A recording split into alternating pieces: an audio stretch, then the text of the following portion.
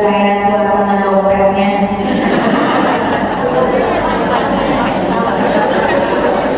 Ikan gurame, ikan gabus, cakepnya dikit amat. Ikan gurame, ikan gabus, ikan arwana digigit tikus. Agar ukhuwah kita tidak terputus, minjem dong racun. Jawab salamnya yang tulus. Assalamualaikum warahmatullahi wabarakatuh.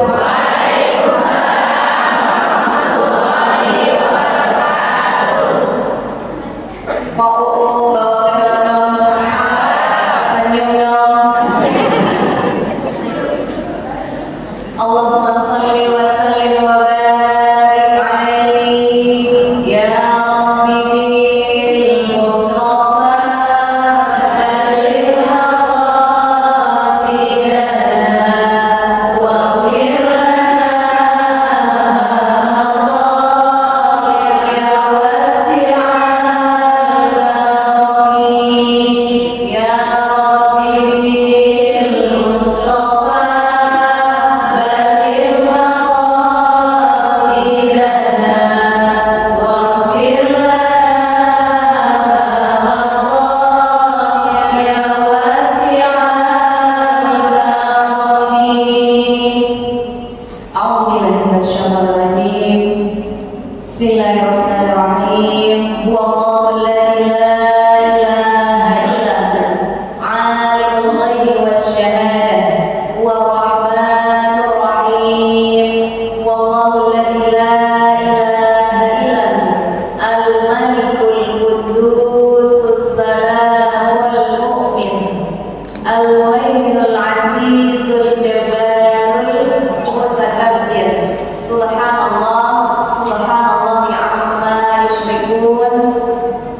Huwallahul khaliqul bari'ul musawwirul lahul asmaul husna. Yusabbihu lillahi ma fis samawati wal ardh wa huwal azizul hakim.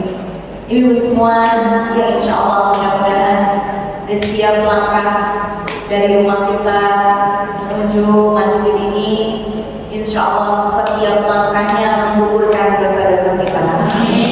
Setiap langkahnya mengantarkan kepada kebahagiaan. Setiap langkahnya diberikan petunjuk. Setiap langkahnya insyaallah mendatangkan kesehatan. Dan insyaallah mudah-mudahan semua apapun yang diniatkan di rumah sudah Allah kabulkan, sudah Allah terima. Yang niatnya wasilaturahim, niatnya sudah kabul. Yang niatnya mau safar dalam ilmu, insyaallah ditambahkan ilmunya, diberkahi ilmunya.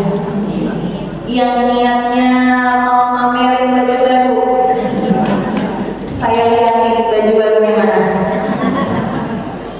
Alhamdulillah, teman alhamdulillah. Kita bersyukur atas apapun yang Allah beri. Kita bersyukur atas apapun yang Allah mintakan kepada. Kadang kalau sudah dikasih, pasti ambil pada dasarnya. Kadang kalau sudah dikasih, merasanya milik sendiri. Padahal apa yang datang dan apa yang hilang, itu semua adalah iradahnya Allah. Apa yang diberi dan apa yang diambil, semua adalah untuk kebaikan diri kita. Dan insya Allah kalau sudah ridha, pertolongan Allah akan menghadirkan ketenangan untuk kita semua. Amin ya rabbal alamin. Dan kita sama-sama bersalawat kepada habibana Muhammad sallallahu alaihi wasallam. Allahumma shalli wa sallim wa barik alaihi.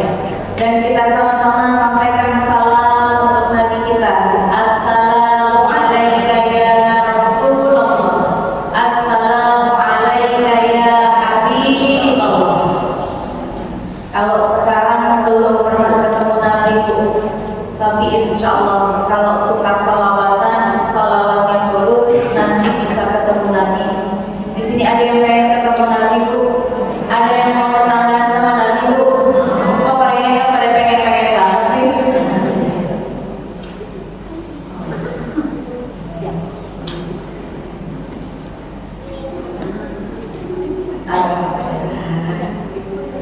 iklan sedikit ya. Yang di belakang nggak kelihatan ya? Emang harus kelihatan ya Bu ya? Oh biar baju di bajunya kelihatan ya?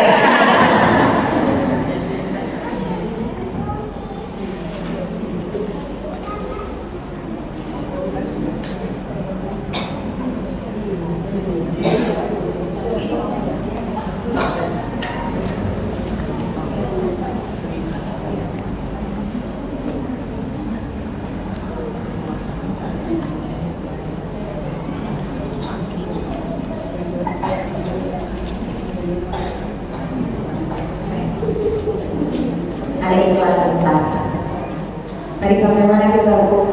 Mau tetanggaan sama Nabi. Saya tanya, pengen lihat aja, benar nggak mau tetanggaan sama Nabi Bu? Kayaknya nggak pengen banget, nggak ada yang mau cuci tangan itu. Ada yang mau tetanggaan nggak sama Nabi Bu? Ada yang mau tetanggaan nggak sama Nabi? Mudah-mudahan yang tangannya paling tinggi di antara Insya Allah nanti di Al-Firdaus bareng Nabi Allah. Yang tangannya masih terus diangkat, Insya Allah kabul. Nanti kalau kita lagi ngecek ke teras rumah kita, ketemu deh, ya kita saling tetangga. Insya Allah. Jangan mau kalau cuma tinggal sama ahli Bekasi, panas.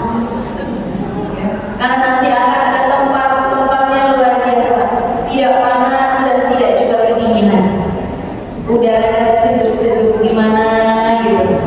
Ya itulah tempat akhir kita kembali, tempat terbaik insya Allah. Baik, itu semua yang saya cintai karena Allah. Satunya di awal kita sama-sama terlebih dahulu berdoa wabil khusus untuk para tokoh masyarakat di sekitar kita semua di Masjid Al-Ukhwah, betul nama masjidnya ya. Kita juga tentunya berikan salam takzim untuk pengurus Salimah, wabil khusus Al-Mukarramah Al-Ustazah Nuryanti yang hari ini berhalangan beserta stafnya semua yang sudah hadir lengkap insyaallah. Dan kemudian juga Ibu RW, mudah-mudahan ketemunya di luar doang, jangan sampai ke dalam-dalam. Insya Allah, mudah-mudahan kita termasuk ke dalam golongan yang mencintai Al-Quran, golongan yang diselamatkan. Tadi sudah disampaikan oleh Ibu Murni sebagai tentunya salah satu pengurus juga di Salimah. Beliau berharap tentunya dengan Salimah ini menjadi wadah untuk para muslimah mendapatkan ilmu dan juga tentunya tetap dalam keadaan bahagia. Ya, kita mau ngecek dulu apakah sudah betul-betul sarapannya bernutrisi, ya, apakah sudah betul-betul siap untuk menyimak di antara ayat-ayat Allah. Kalau saya bilang satu, tangannya angkat, tangannya angkat, tangannya mana angkat? Kalau saya bilang satu, dia serokan ke kanan, ke kiri. Sebaliknya dari saya ya. Satu, satu, satu, satu, pinter. Kalau saya bilang dua, ya. Ini satu, dua, nah ya, gini ya, dua. Pegang tangan atau telunjuk saudarinya yang sebelahnya.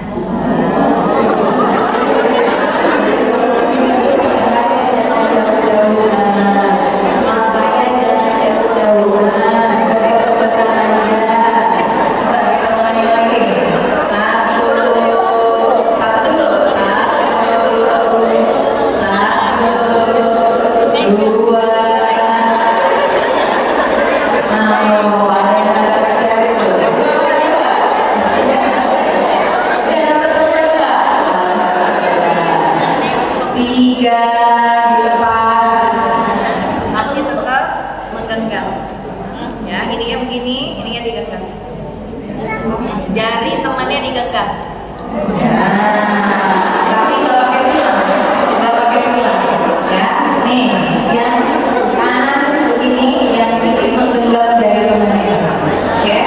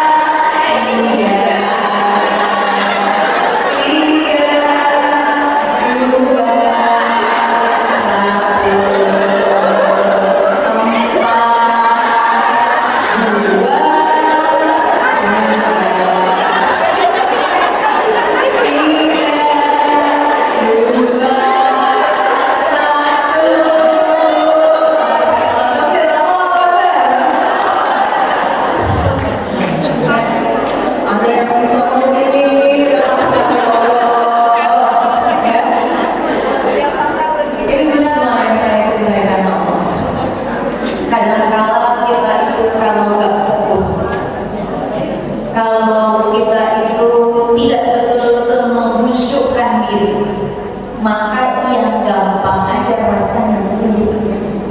Betul gak? Yang kelihatannya itu bisa dilakukan menjadi berat dilakukan, maka kita benahi dulu di awal. Insya Allah semuanya mudah. Dan kunci mudah itu kalau diulang-ulang. Nyampe rumah begitu dah. Karena saya sampaikan bahwasanya agama ini adalah rahmat, Islam itu rahmatan lil alamin. Kenapa kok susah pada prakteknya? Karena jarang diulang-ulang. Apapun yang diulang-ulang itu semakin lama semakin mudah. Insya Allah. Dan sesuai dengan bahasan kita hari ini adalah tentang makna dari la ilaha illallah, syurutuhu, dan insya Allah apapun yang berkaitan dengan makna la ilaha illallah. Sudah ditampilkan panitia? Yaitu adalah al-makna la ilaha illallah. Kalau kita melihat dari makna la ilaha illallah, maka kita harus sepakati ini semua. Yang pertama adalah la khaliq illallah. Tidak ada yang menciptakan selain cuma Allah. Jadi hadirnya kita hari ini, beradanya kita di bumi ini, karena cuma Allah yang menciptakan kita. La khaliq illallah. Kemudian tentunya la raziq illallah. Tidak ada yang memberikan rezeki, yang ngasih rezeki itu cuma Allah. Apapun yang kita sangka kita usahakan, tapi ternyata tidak kita dapatkan, karena sang pemberi rezeki tidak mengizinkan. Maka itu semua, kalau menyadari kalimat la ilaha illallah maknanya adalah Allah yang mencukupkan rezeki, maka jangan lagi ada takut di antara kita rezekinya nggak nyampe. Jangan lagi ada di antara saudaranya saling bertengkar karena merasa bersaingan mendapatkan rezeki. Jangan ada.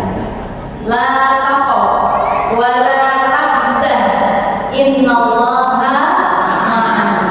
Jangan takut. Walaupun dalam hidup ya Bu, kadang kita itu cuma bisa mengemang, aduh, kalau kayak aduh. Tapi yakin bahwasanya la raziq illallah. Gak ada yang kasih rezeki kecuali Allah. Maka kalau sudah tersimpan di sini, sudah diyakini di sini, tidak ada keraguan sedikit pun. Ibu mau punya anak berapapun, Allah cukupkan rezekinya. Jangan takut. Kita serahkan Senin benar. Bagaimana Ahwat di Palestina punya anak sampai 20. Gak mikirin rumahnya itu harus kamarnya satu-satuan. Gak dipikir. Tapi Allah kasih rezekinya. Dan kemudian itu semua la malik illallah. Tidak ada yang menguasai selain Allah atas diri kita, atas apapun yang kita miliki. Kata Buya Hamka, hidup itu ibarat bunga, kadang dia lucu. Kita pernah ngerasain hidup jadi anak-anak, kemudian bertumbuh menjadi remaja, terus bertumbuh jadi gadis, ya Bu. Rasanya jadi gadis itu luar biasa, yang sedang ranum-ranumnya. Ini saya lihat kayaknya pada bunga desa dulunya, ya Bu ya. Ini dulu suaminya ngejar-ngejarnya, Masya Allah. Ada yang dikirimi surat, ada yang dikirimi coklat, ya Bu. Tapi Masya Allah, ternyata masa itu sudah berlalu. Kemudian akhirnya dia jadi berkembang. Dan kemudian pada akhirnya kita itu akan layu sebagaimana bunga. Bunga yang sudah layu akan jatuh ke tanah. Maka apapun yang tumbuh dari tanah akan kembali juga ke tanah. Maka kita sadari la malik illallah. Tidak ada yang menguasai apapun. Bahkan kita sangka kita itu bisa mendidik anak kita dengan baik sesuai dengan yang kita harapkan. Tapi ternyata ketika dia sudah dewasa, dia sudah punya pikirannya sendiri, dia sudah punya hidupnya sendiri. Tidak ada yang bisa menggerakkan kecuali Allah yang menggerakkan hatinya. Maka kita titip anak-anak kita itu kepada Allah ya Bu. Makanya doanya apa? Rabbana hab lana min azwajina wa dzurriyyatina qurrata a'yun waj'alna lil muttaqina imama. Kita cuma bisa nitip ya Allah, berkahi kami ya Allah, berikanlah kami ya Allah dari pasangan-pasangan kami, dari anak-anak kami menjadi qurrata a'yun bagi kami. Kita cuma bisa doa Bu ujungnya. Ya. Kemudian berikutnya adalah la nafi' illallah. Enggak ada yang bisa kasih manfaat kecuali cuma Allah doang. Termasuk diantaranya adalah kesempatan kita hari ini hadir. Itu semua adalah keinginannya Allah. Karena diantaranya disebutkan man arada bil khairat yufaqihu fiddin. Barang siapa yang Allah kehendaki kebaikan pada dirinya, maka Allah akan jadikan dia fasih dalam hal agama. Man yuridillahu bihi khairan. Kemudian ibu semua, la mudabbir illallah. Tidak ada yang mengatur kecuali yang mampu mengatur semua ini adalah Allah. Kadang kita sangka kita sudah bisa planning apapun yang mau kita lakukan, tapi ternyata di tengah-tengah ada aja halangannya. Ya Bu, betul nggak begitu Bu? Ada seorang ibu mengisahkan, Bu, anak saya dari TK itu TKIT, SD itu SDIT, SMP itu SMPIT, sampai dia saya masukkan ke dalam pondok pesantren. Tapi kok mau kuliah pilihannya jurusannya musik ya Bu ya? Ini padahal dari kecil nih anak dikhususkan kepada Al-Quran, tapi kenapa di ujung akhirnya dia kuliah mengambil jurusannya musik? Masya Allah. La mudabbirullah. Kita sangka kita sudah mampu mengurusi semuanya, tapi ternyata pada ujungnya kita menyerah.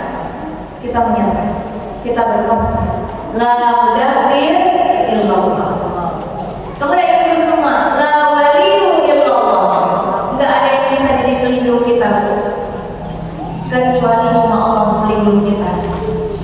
Kita pikir harta itu bisa melindungi dan mencukupi kita. Enggak ada lagi rasa khawatir. Tapi jangan sangka, kata Ali bin Abi Thalib, bedanya ilmu sama harta itu bedanya 3. 1, ilmu itu kalau dibagi semakin bertambah, sedangkan harta kalau dibagi nilainya berkurang. Ya Bu ya. Sekarang saya tanya ibu semua, di dompetnya ada yang punya uang nggak warnanya yang warnanya biru? Coba dibuka dulu dompetnya. Ada nggak? Nggak tahu dompet. Di tasnya kemarin yang warna biru. Udah untuk itu jadi abu-abu. Yang warnanya hijau ada nggak Bu? Nggak ada juga. Allah kasihan. Yang warnanya ungu dah, warnanya ungu ada nggak? Ada. Coba keluarin warna ungu coba. Coba. Ada coba diangkat warna ungunya saya pengen lihat. Nggak punya juga yang warna. Astagfirullah. Katanya ada selembar-selembar yang dibawa, tapi udah masuk ke kotak infak. Ya, ada yang bawa warna ungu boleh? Coba diangkat. Alhamdulillah. Akhirnya ada yang punya uang enggak, dan sekian banyak orang. Jadi itu semua yang saya cintai karena Allah. Nilai uang itu kalau dia dibagi, dia jadi berkurang. Tapi kalau ilmu dibagi itu gak berkurang.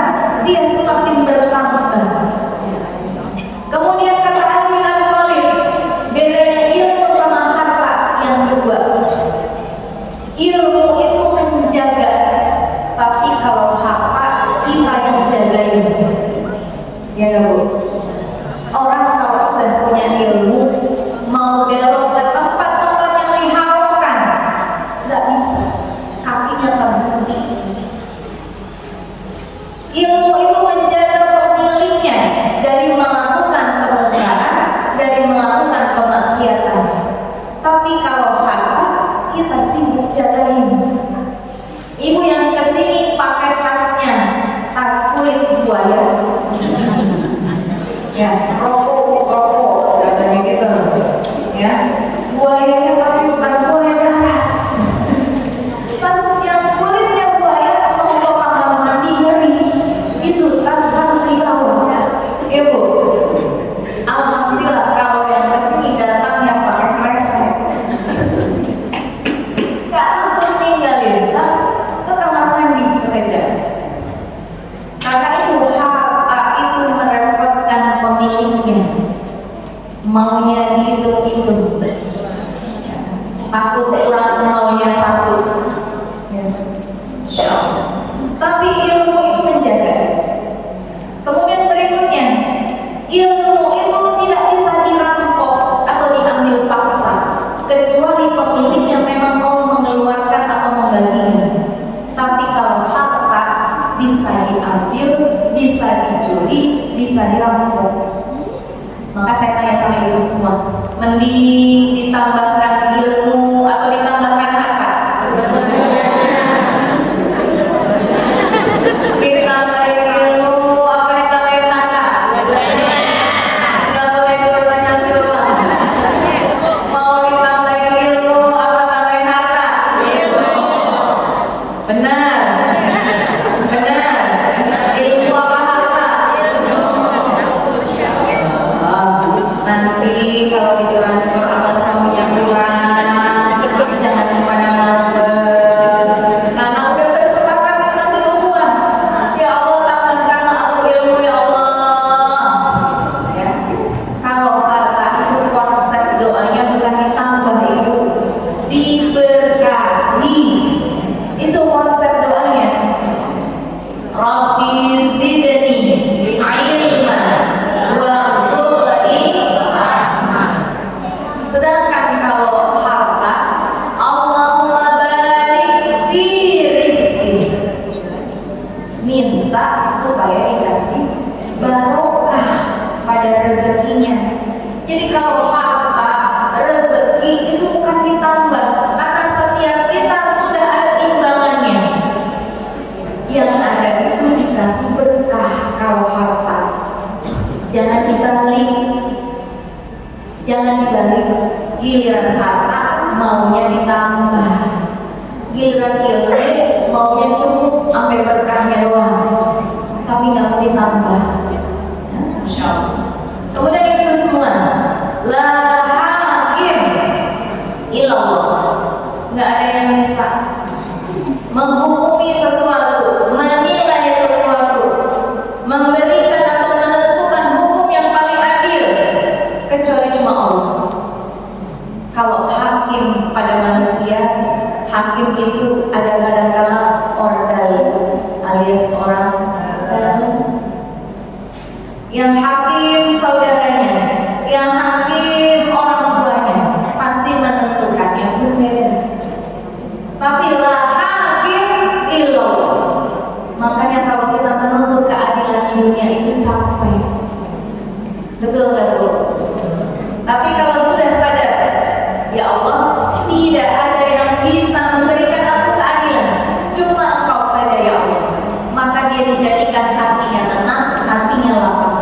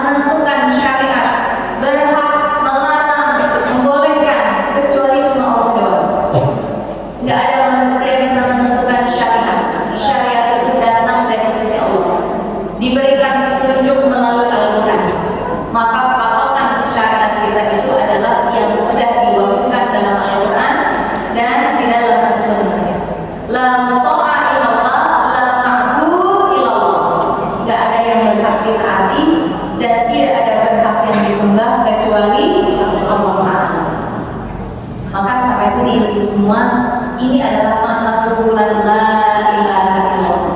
Kalau makna di sininya sudah benar, sudah tersimpan, maka ini akan menjadi bekal yang kuat untuk kita semua. Ibu semua yang saya cintai Allah, ditanyakan oleh para ulama, makna tentang al-iman. Boleh kita?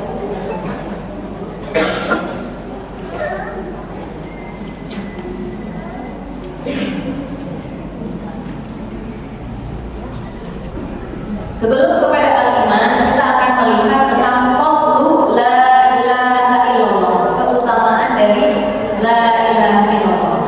Dibuka dulu surahnya, surah Thaha ayatnya 14.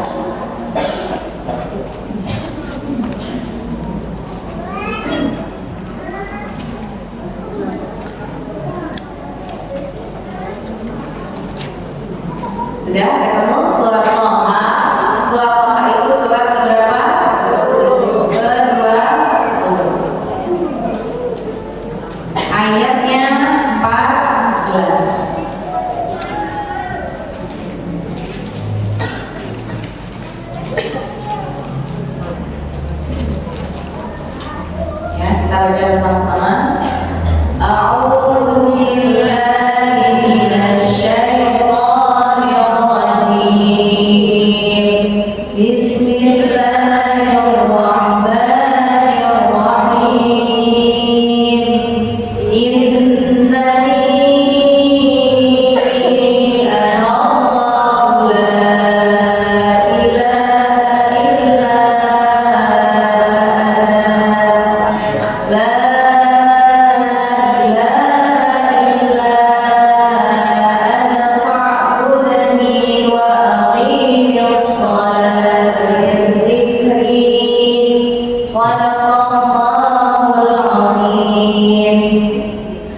Innani, Allah masih tahu, sesungguhnya aku la ilaha illa, tidak ada ilah, sesembahan selain aku. Fa'budni, maka beribadahlah untukku. Wa aqimus shalah, dan dirikanlah shalat, lidzikri, untuk mengingatku. Ini adalah di antara yang menjadi jalan bagi fadlu la ilaha illallah.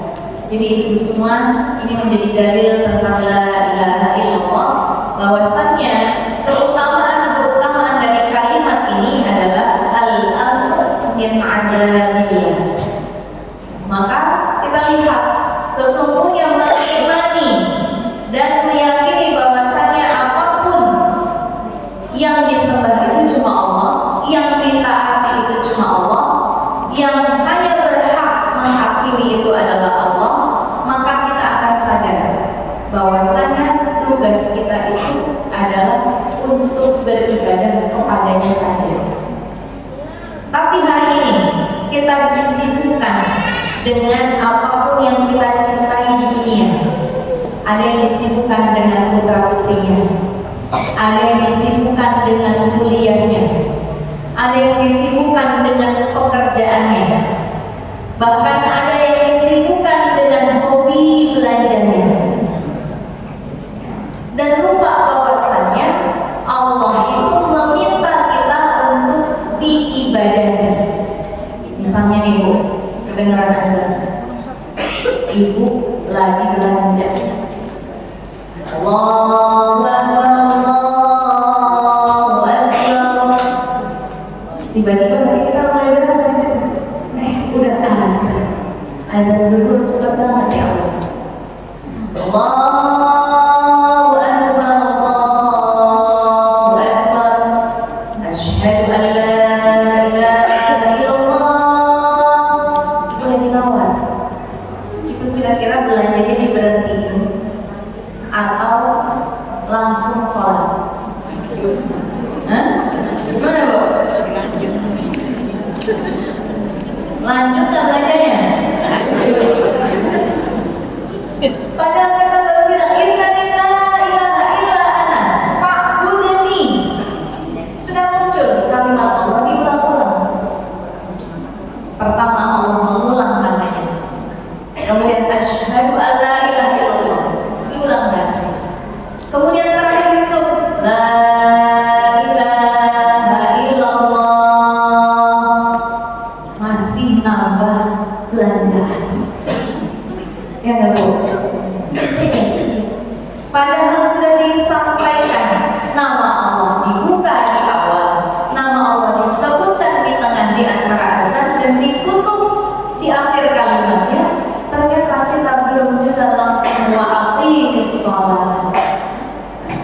Ini yang terjadi.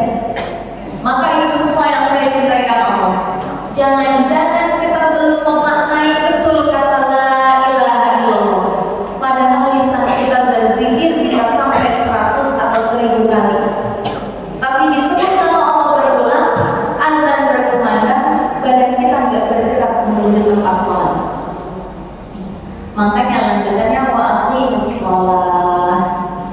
Ya. Bukti paling valid dalam keimanan itu adalah sholat. Kenapa Bu? Orang kalau habis baca doanya doa sesudah azan. Sudah pada hafal semua? Doanya gimana? Allahumma rabbana hadhihi da'watil tammah wassalatil qa'imah ati sayyidina Muhammadin wasilata wal fadilah wa ba'athu maqama mahmudan alladhi wa'adta. Kalimat terakhir ditambahkan oleh para ulama. Kalau dalam hadisnya selesai sampai maqam mahmudan, innaka la tuqliful mi'ad adalah ditambahkan dari perkataan para ulama. Disebutkan tuh orang-orang yang mendoakan setelah diperdengarkan azan, maqam mahmudan, tempatnya akan meraih tempat yang terbaik. Ya. Orang kalau ibadah insya Allah ditempatkan di tempat yang terbaik, pasti posisinya istimewa. Orang tua yang beribadah pasti anak yang memuliakan. Istri yang beribadah pasti suami yang memuliakan. Jadi ibu semua jangan takut diperlakukan tidak baik oleh lingkungan kita, karena sebetulnya sudah dijanjikan kalau dengar azan, baca doa tersebut dan kita mendirikan sholat, dijadikan tempatnya maqam mahmudan, tempat yang terbaik. Ya. Maka ibu semua yang saya cintai karena Allah, maka kita perhatikan apa-apa yang sudah kita abaikan. Kemudian kita perhatikan lagi surahnya Al-Anbiya ayatnya 87. Doa dari Nabi Yunus. La ilaha illa anta subhanaka inni kuntu minadh dhalimin. La ilaha illa anta subhanaka inni kuntu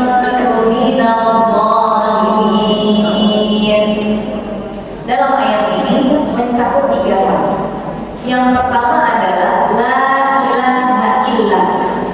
Jadi kalimat la ilaha illallah itu adalah afdhalul iman. Sudah menjadi bekal iman yang paling utama. Ya. Sudah ketemu soalnya Al-Anbiya surah 21 ayatnya 80.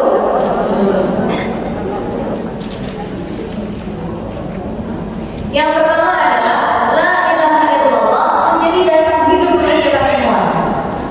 Jadi itu semua kita berjuang karena Allah, kita bersabar karena Allah, maka kita dengan mengucapkan la ilaha illallah sebetulnya itu sudah menjadi dasar bagi hidup kita, fondasi bagi hidup kita semua.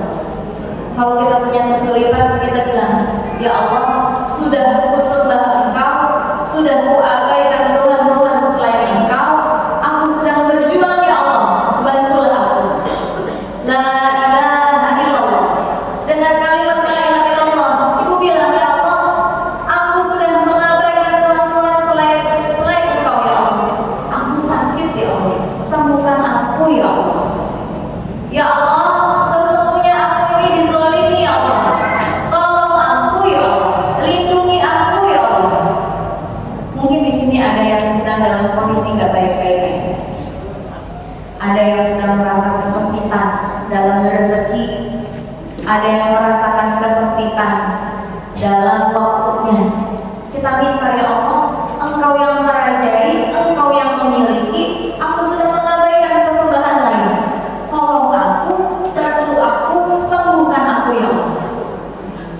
Jadi kita sebetulnya dengan kalimat la ilaha illallah kita berjuangnya menang.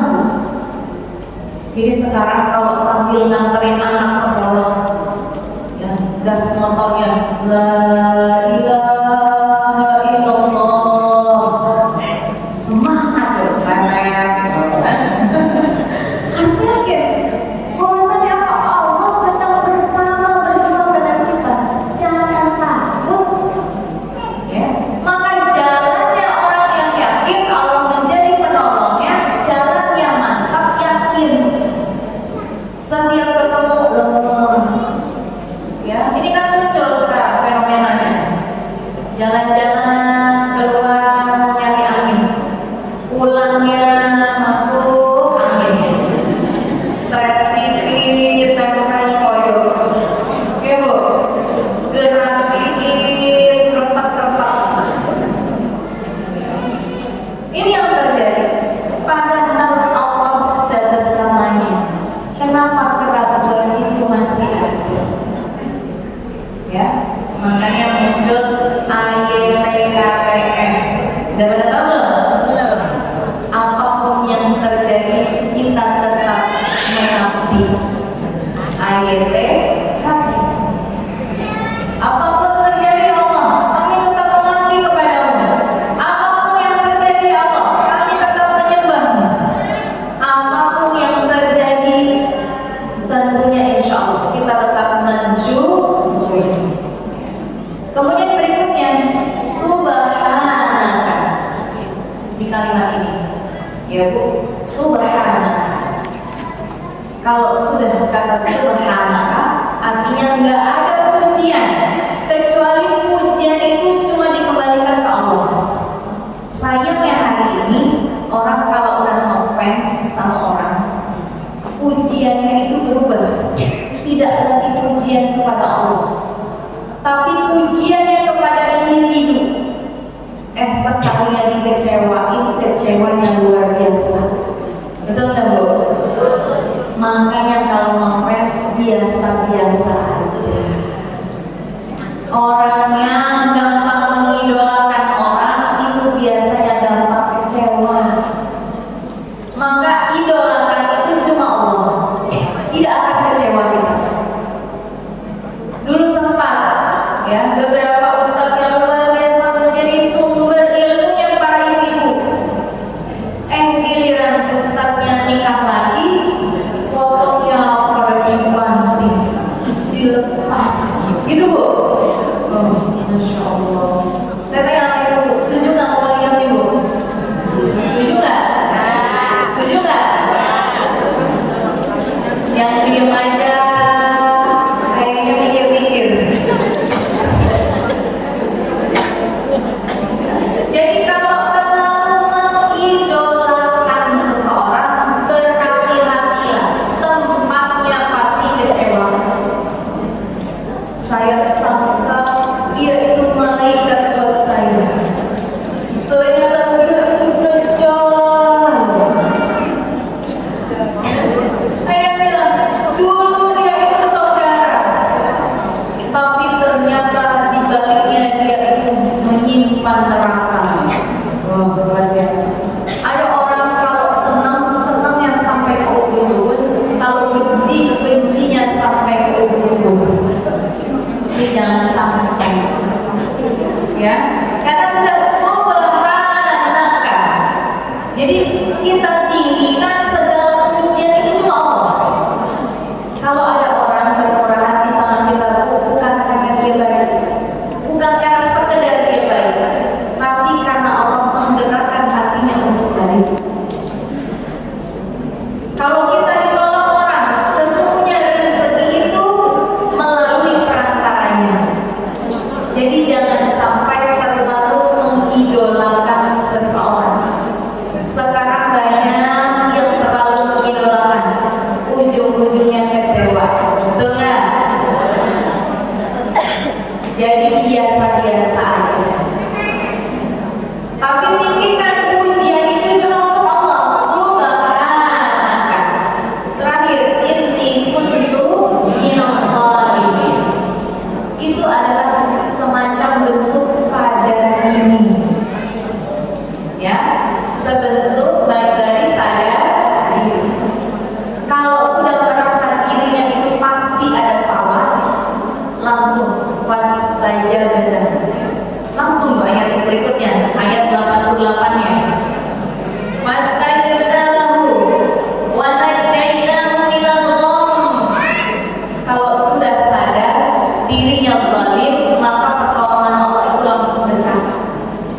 Sekali lagi, kalau pertolongan itu datangnya dekat, biasanya ciri-cirinya karena sudah sadar dirinya itu masih berlaku zalim.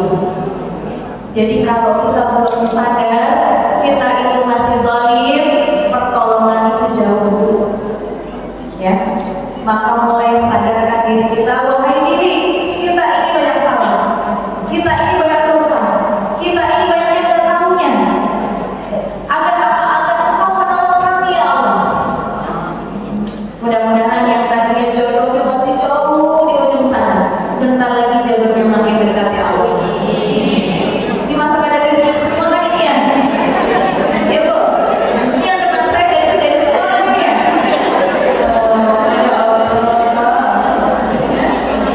Mudah-mudahan yang jodohnya masih jauh, masih terhalang, insya Allah makin dekat. Yang rezekinya masih jauh di atas, insya Allah semakin mendekatkan. Tapi harus sadar, kita ini mungkin pernah berperilaku zalim. Maka harus sadar diri dulu. Ya, benar Bu, Ibu kalau tahu barisan percaya. Percaya saya.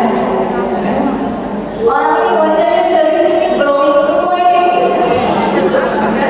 Kan begitu katanya kalau baca surah Al-Kahfi, wajahnya itu diberikan cahaya. Jadi kemarin cuma pada baca kafian semua kan? Makanya saya dari sini simak mau. Pada glowing semua ini. Masya Allah. Ya.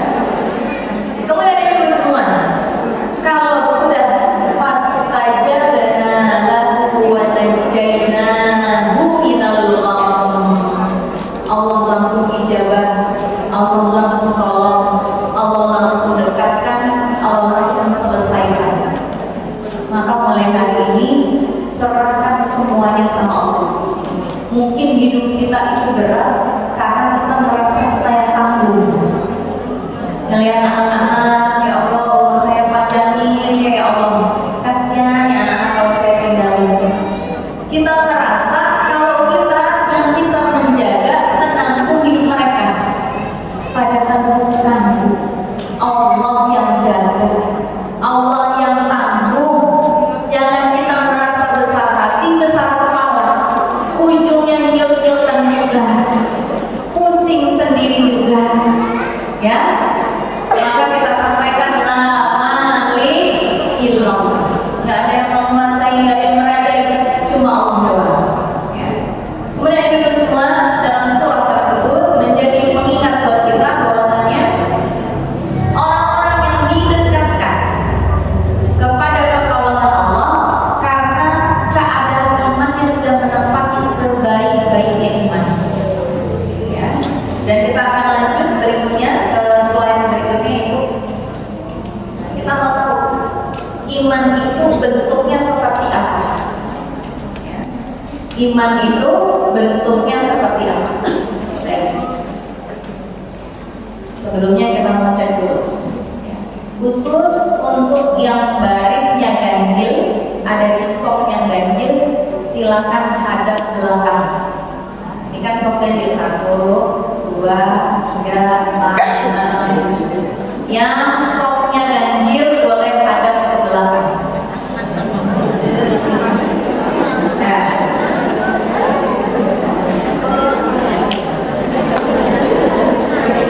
Ya, sudah. Yang softnya ganjil hadap ke belakang. Sudah ketemu depan-depanan? Nah. Semua punya pasangannya? Yang gak punya pasangan silakan ikut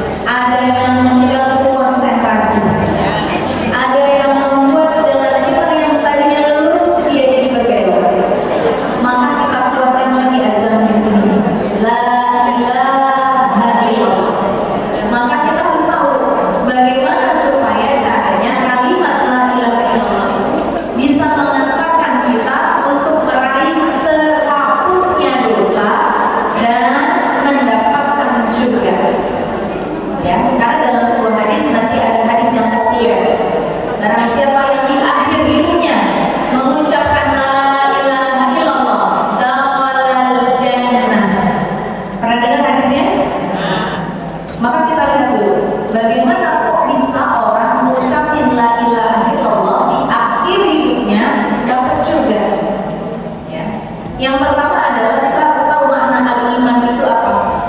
Al-imanu tasdiqul qalbi. Ini ada di layar, bisa diperbesar. Al-imanu tasdiqul qalbi bima ulima Allah. Jadi itu semua yang dimaksud dengan al-iman, satu itu hati membenarkan dulu segala sesuatu yang itu datangnya dari Nabi. Maka tidak disebut beriman kalau ada orang yang menafikan apapun yang itu datangnya dari Nabi. Ya. Contohnya apa ya? Kewajiban sholat 5 waktu, ya, tentang siksa kubur dan lain-lain. Kemudian yang berikutnya adalah yang disebut dengan tasdiq al-qalb, adalah juga tentunya hati itu memperturutkan kepada yang fitrahnya sudah diberikan. Karena memang pada dasarnya hati itu senangnya menyembah, senangnya mengidolakan, senangnya tunduk, senangnya pasrah, menerima. Tapi kalau salah tunduk, salah pasrah, maka akan mengganggu keimanannya. Anak-anakku yang sedang demam K-pop itu sebetulnya dia sedang mengimani sesuatu. Apa yang dia cintai, apa yang dia idolakan, apa yang mungkin membuat dia tenang. Ya, bahkan Masya Allah, ya, ada salah seorang santri penghafal Quran, ya, meminta nasihat kepada saya. Dia bilang, "Kak, saya ini hafal Quran, murojaah, tapi telinga saya itu sambil dengar lagu K-pop, boleh nggak?" Gimana ya? Kok bisa dua hal dilakukan bersamaan? Ibunya tahunya dia itu lagi dengerin Quran, padahal isinya K-pop. Mulutnya malah lancar kata Quran. Kok bisa dua hal dalam satu waktu? Begitulah syaitan menggoda manusia. Begitulah. Ya, yang penting kan hafalannya lancar, Kak. Boleh nggak kalau sambil dengerin? Berarti itu sudah melenceng dari imannya dia. Bagaimana bisa iman di atas tasdiqul qalbi, lisan yang melisankan Al-Quran, tapi telinganya mengabaikan Al-Quran? Kok bisa? Terus apa yang kamu dengar kalau begitu? Ya pasti yang dia dengar itu adalah lagu-lagu tersebut. Masya Allah, ini terjadi.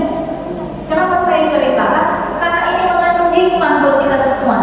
Jadi orang tua harus cerdas juga. Itu kalau anak lagi pakai headset, dia mulutnya ngapalin Quran, ikut dengerin bareng. Ya, tapi terakhir jangan-jangan, nah, yang dia dengar kok begini ya? Ya, maka itu semua yang saya ceritakan Allah. Begitulah syaitan memperdaya. Bahkan orang yang sudah hafal Quran sekalipun itu diperdaya. Ya, maka memperbaharui iman itu adalah penting untuk kita. Satu, iman itu harus dilisankan. Kenapa iman itu harus dilisankan?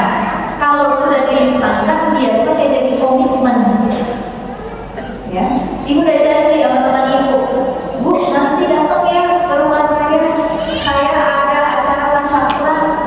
Iya, insya Allah datang. Itu yang serepot apapun pasti diusahakan datang, karena sudah bilang insya Allah datang. Betul nggak tuh? Jadi kalau sudah dilisankan, dia jadi komitmen. Ya, makanya tadi saya ajak ibu untuk melisankan. Mulai hari ini saya tidak tergoda lagi. Mulai hari ini saya yakin. Itu harus dilisankan.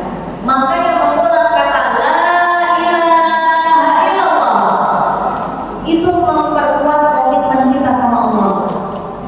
Ya. Kemudian ibu semua yang saya cintai karena Allah, berikutnya dari Mu'adz bin Jabal. Dari Mu'adz bin Jabal dikatakan bahwasanya siapapun yang akhir hidupnya baca la ilaha illallah, maka dia masuk surga.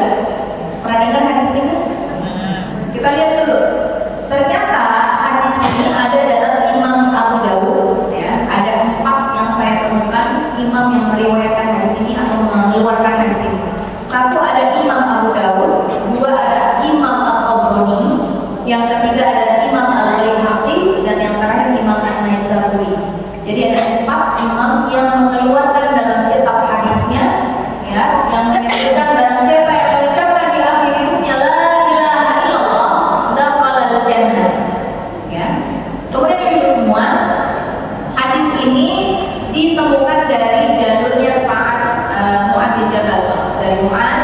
menjabat. Kemudian kita lihat bagaimana kualitas sanadnya. Selain mengetahui hadis, ibu-ibu biasakan melihat kualitas sanad, ya. Karena mengetahui kualitas sanad itu menjadi patokan untuk kita melihat hadis ini bisa diterima atau tidak. Ya. Apa yang dikatakan oleh Imam Shalih Sya'ban, beliau mengomentari hadis ini sanadnya sahih. Ya. Kemudian Al-Hakim juga mengatakan hadisnya sahih. Imam Bukhari Muslim walaupun di dalam kitabnya tidak mencantumkan hadis ini. Jadi ibu kalau nyari hadis ini di kitabnya Bukhari wa Muslim tidak akan didapatkan. Tetapi dalam kitab Al-Mustadrak As-Sahihah, ya, itu ditemukan bahwasanya dinilai hadis ini ya memenuhi standar sahih dari Bukhari wa Muslim. Kemudian para ulama juga menyampaikan isnadnya atau sanadnya sahih. Yang menjadi pertanyaan buat kita, kok gampang banget cuma ucap la ilaha illallah langsung masuk surga. Nah, ada pertanyaan dari jamaah, Bu, gimana kalau dia itu selama hidupnya nggak soleh-soleh amat, dia itu dalam hidupnya masih membuka Allahnya, dia itu selama hidupnya masih ke tempat-tempat yang maksiat, tapi kenapa di akhir hidupnya kok lancar mengucapkan la ilaha illallah, kemudian wafat, kok enak banget bisa langsung masuk surga? Nah, ini pertanyaan beberapa jemaah, ya, yang mungkin masih membuat kita ragu dengan kesahihan dari dalil tersebut, ya Bu. Jadi kunci utamanya adalah satu, dari hadis ini disunnahkan kalau ada seseorang yang sudah dalam keadaan sakit tidak berdaya atau sakit yang tidak kunjung sembuh, kesadarannya sudah mulai hilang, sering-seringlah ditalqin la ilaha illallah. Jadi kalau sudah kondisinya sakit, ya, tidak berdaya di atas kasur, disunnahkan semua anggota keluarganya itu mentalqin, ya Bu ya, ditalqin. Kemudian ada kejadian, ya, ini Bu, bapak saya sudah mengucapkan la ilaha illallah. Terus kemudian apa yang terjadi? Anak berikutnya datang nanya, Pak, mau makan nggak Pak? Si bapak jawab, enggak, tahu-tahu langsung wafat. Ya Bu, nyeselnya nih Bu kira-kira. Jadi kalau sudah kondisi seperti itu sudah ajak saja talqin terus. Boleh kan kita ngajak bicara yang lain? Boleh. Tapi kalau bisa ditutup akhirnya dengan talqin dengan tadi la ilaha illallah. Jadi jangan sampai di akhir hidupnya dia bilang nah, langsung hilang napasnya. Kan saya, dia sudah tadi talqin sudah la ilaha illallah. Ya. Jadi kalau nanti bahkan kondisi kita sakit Bu, ibu kalau kondisinya sudah kurang sehat, ibu boleh kasih tahu ya anak-anak ibu, suami ibu, kalau saya sakit, kondisi saya lemas, bantu saja saya talqin. Kadang-kadang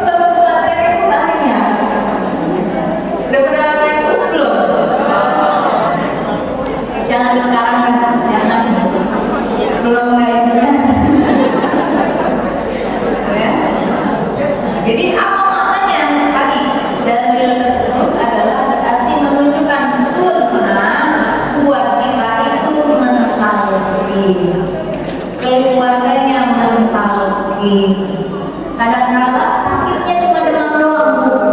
Sakitnya cuma demam doang. Tapi Allah panggil. Ya. Jadi kalau sudah mulai kondisinya ngedrop, sering-sering baca la ilaha illallah. Kemudian berikutnya adalah bagaimana kalau ada kondisi seseorang baru mengucapkan la ilaha, tahu-tahu napasnya badan. Itu bagaimana? Ya, disepakati oleh Ahlussunnah wal Jamaah, insya Allah. Kalau batinnya yang dimaksudkan adalah la ilaha illallah, maka dia tetap dapat jannah. Kalau batinnya memang membenarkan, jadi nggak usah takut.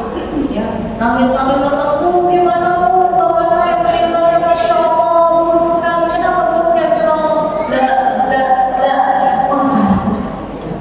Mudah-mudahan batinnya mengatakan yang sama. Nah, ya.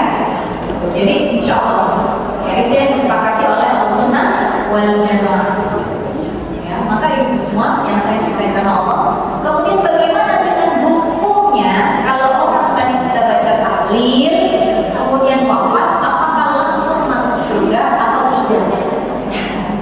Ada beberapa perkataan, ada 3 kesimpulan ulama yang saya kumpulkan. Yang pertama adalah Al-Khatib, dia mengatakan orang salaf sebelum kita, Ibnul Musayyib, beliau bilang hadis ini turun sebelum adanya kewajiban-kewajiban dan larangan dalam agama. Ini menurut Ibnul Musayyib. Jadi orang ada yang baru mengimani la ilaha illallah tapi belum pernah sholat, belum pernah zakat, belum pernah puasa, dia langsung masuk surga. Kenapa kok boleh begitu?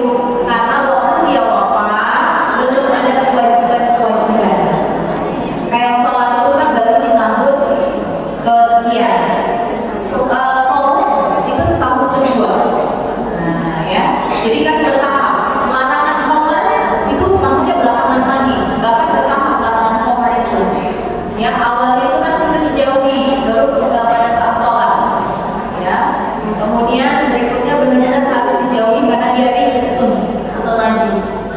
Jadi yang dimaksud dengan kalimat la ilaha illallah dakhalal jannah pada saat larangan dan kewajiban itu belum paripurna.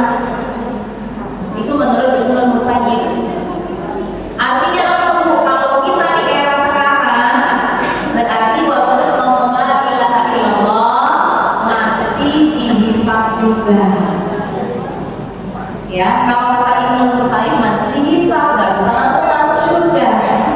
Ya, kemudian menurut ulama yang lain yaitu adalah Hasan al-Basri, beliau mengatakan kalau dia sudah menunaikan kewajiban dan menjauhi larangan atau dia termasuk golongan yang bertakwa, maka dia langsung bisa masuk surga. Kenapa? Karena hanya orang-orang tertentu yang dikasih rahmat sama Allah bisa mengucapkan kalimat la ilaha illallah. Tidak semuanya. Ya. Begitu juga yang dikatakan ya oleh yang kami dapati adalah menurut para salafus salih sebelum kita itu, beliau mengatakan kalau ada orang masih minum khamr, masih meninggalkan sholat, masih terlibat riba, masih zalim, tapi di akhir hidupnya dia ucap la ilaha illallah, bisa jadi karena dosanya terampuni berkat taubatnya yang sebenar-benar taubat.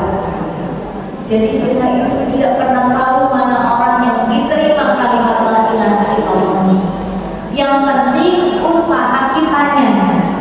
Sunnah dibacakan talqin buat orang yang dalam keadaan sakit atau menderita.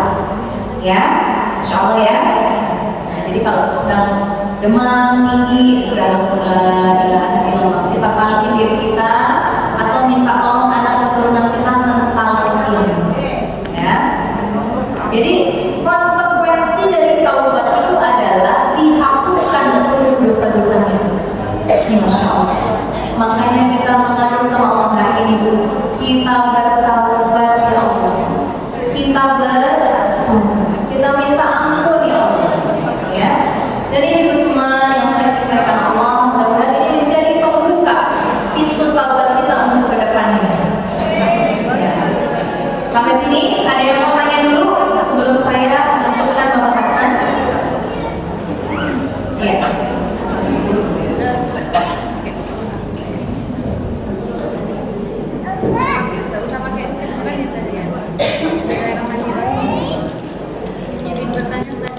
Bagaimana konsep tasawuf tentang mengenali diri sendiri, marifat?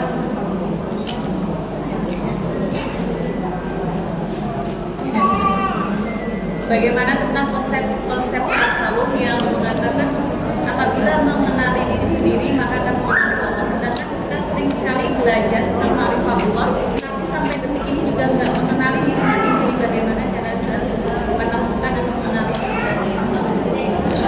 Betul. Karena apa? Bahasa kita mengetahui dirinya sendiri maka apa? Akan mengetahui. Ada lagi satu lagi biar sekalian dijawab.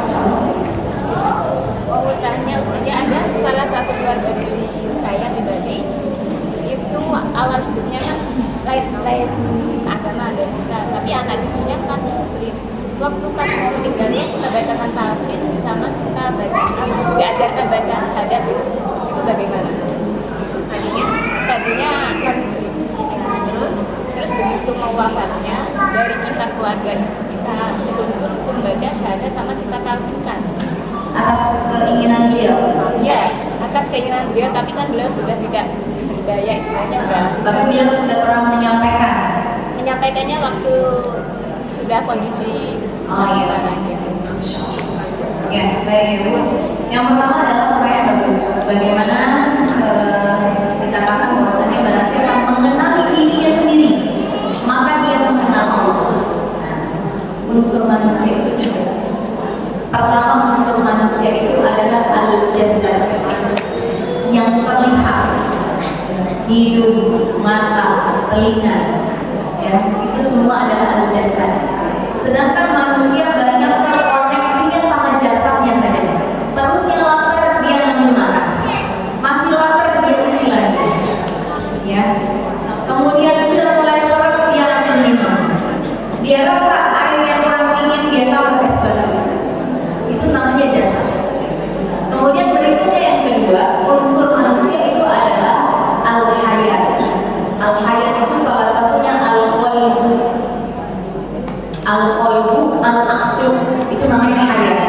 Organnya tidak kita melihat, tapi cara bekerjanya kita sadari.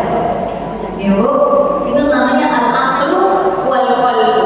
Nah, sekarang kita takbiratul ihram, kemudian bersedekap tangannya. Allahu Akbar. Tangannya bersedekap. Lagi, sama-sama Allahu Akbar. Ini yang Ibu bersedekap, di balik itu namanya as-sadru. Di balik as-sadru al-qalbu. Makanya kalau sholat rasanya tenang, karena Ibu sedang mendekap al-qalbu Ibu yang ada di balik as-sadru. Itu namanya unsur manusia yang kedua, al-qalbu. Di dalam qalbu nanti ada dua nafsu, ya. Ada namanya yang disebut dengan fujurah wa taqwa. Ada lawan kebalikannya, fujur wa taqwa. Kemudian unsur terdalam lagi namanya ruh. Makanya orang yang mampu melawan fujurnya dengan takwanya, jiwanya terlatih, badannya terlatih untuk taat, nanti dia akan mengandung dalamnya ruhul atau nafsul mutmainnah. Makanya ketika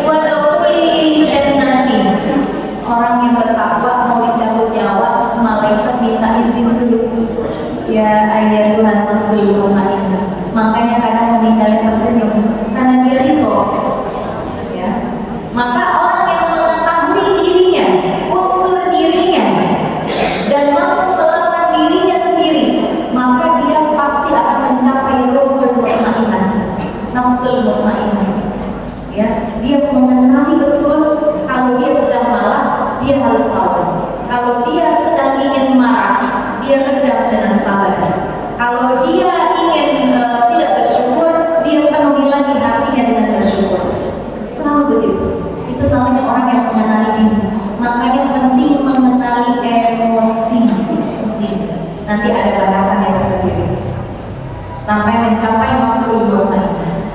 Ya. Karena lawan berkebalikan itu ada. Ya. Kemudian berikutnya bagaimana kalau ada seorang yang beliau itu sempat tidak beragama Islam, kemudian di akhir hayatnya sebelum dia tidak sadar dia mengucapkan keinginannya untuk masuk Islam, kemudian disyahadatkan, ya, bahkan meninggalnya dalam keadaan mampu bertahlil la ilaha illallah. Mudah-mudahan semua taubatnya diterima dari sisi Allah. Mudah-mudahan itu rahmatnya dari sisi Allah, karena kita tidak pernah tahu amalan seseorang yang mengantarkan dia kepada taubat di ujung hidupnya. Yang masalah itu orang tuanya vonis, anak yang maksain Islam. Ya, orang tuanya vonis, orang tua saya itu keluar dari agama Islam. Akhirnya pas lagi mau sakaratul maut, padahal beliau itu sudah beragamanya Nasrani, dipaksa la ilaha illallah. Itu maka menyelisihi batinnya. Jadi harus dari keinginan. Karena kalau sudah segitu biasanya dia nggak ada keinginan Islam Bu, tapi pas wafat mau mengucap la ilaha illallah. Bu, kalau sudah di fase begitu biasanya otak sadarnya tidak berfungsi lagi. Yang berfungsi adalah tadi tergantung yang mewarnai sekitarnya. Ya, kalau hatinya menolak tapi dia sudah tidak bisa lagi ya membantah atau mengingkari apa yang terjadi di sekitar dia bertahlil, maka tidak termasuk ke dalam golongan yang ya mengimani secara lahir dan batin. Ya, insyaallah itu. Mudah-mudahan bisa bermanfaat untuk kita semua dan kita sadar konsekuensi dari kalimat la ilaha illallah adalah seperti yang disampaikan rububiyah wa uluhiyah.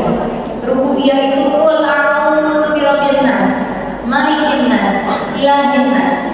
Qul a'udzu birabbil falaq. Ya, Rabb, ada kata Rabb. Yang kita sadar Allah yang menciptakan, Allah yang menguasai, Allah yang memberikan rezeki, itu namanya rububiyah. Bi af'alihi, apapun yang Allah kasih kita terima. Kemudian tauhid namanya uluhiyah. Uluhiyah itu qul huwallahu ahad. Enggak ada yang lain-lain, Allah cuma ahad. Enggak ada al-awwal, enggak ada as-tsani, Allah ahad. Insyaallah mudah-mudahan kita semua termasuk dalam golongan yang di akhir hidupnya Allah kasih kesempatan untuk mengucapkan la ilaha illallah. Insyaallah wallahu a'lam bishawab. Insyaallah menjadi penguat untuk kita semua sebagaimana yang disampaikan oleh Nabi sallallahu alaihi wasallam, ya, fastaqim, beristiqomah. Mudah-mudahan kita termasuk yang istiqomah.